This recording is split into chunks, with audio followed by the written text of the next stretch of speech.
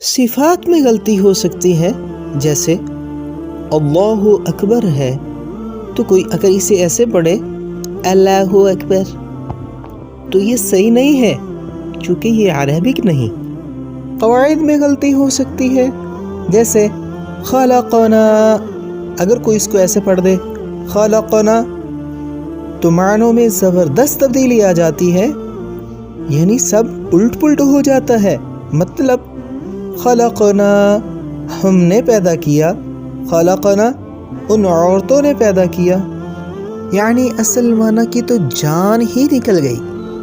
तिलावत कुरान करीम के दरमियान हमसे गलतियाँ इसलिए होती हैं कि हमने सही तरीक़े से नहीं सीखा या नहीं सिखाया गया, और मादरी ज़ुबान जैसे उर्दू वगैरह का असर हो, तजवीद का पता नहीं चल सका या सीखा ही नहीं।